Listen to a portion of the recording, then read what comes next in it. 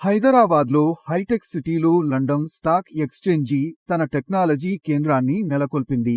భవిష్యత్తులో తమ కార్యకలాపాలను విస్తరించేందుకు ఈ కేంద్రం ప్రధాన పాత్ర పోషిస్తుందని లండన్ స్టాక్ ఎక్స్చేంజి వెల్లడించింది.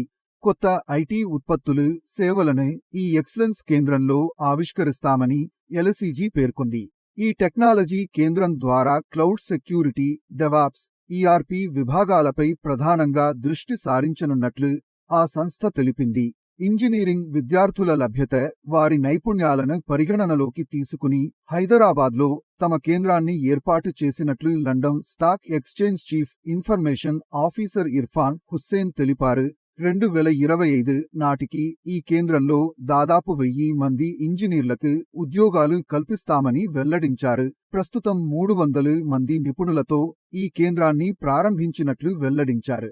టీసీఎస్తో London stock exchange build, operate, transfer భాగస్వామ్యాన్ని కుదుర్చుకుంది. ఇంజనీరింగ్ ట్రైనింగ్ త్వరితగతంగా మార్కెట్లోకి రావడం, మెరుగైన మౌలిక సదుపాయాలు ఉన్నందునే టీసీఎస్ను ఎంచుకున్నట్లు వివరించింది. 2023లోనే ఈ కేంద్రాన్ని ఏర్పాటు చేయనున్నట్లు లండన్ స్టాక్ ఎక్స్చేంజి ప్రకటించింది. అప్పటి ఐటీ, పరిశ్రమల శాఖ మంత్రి కేటీఆర్ యూకే పర్యటనలో దీనికి సంబంధించిన అవగాహన ఒప్పంద పత్రాలపై సంతకాలు చేశారు.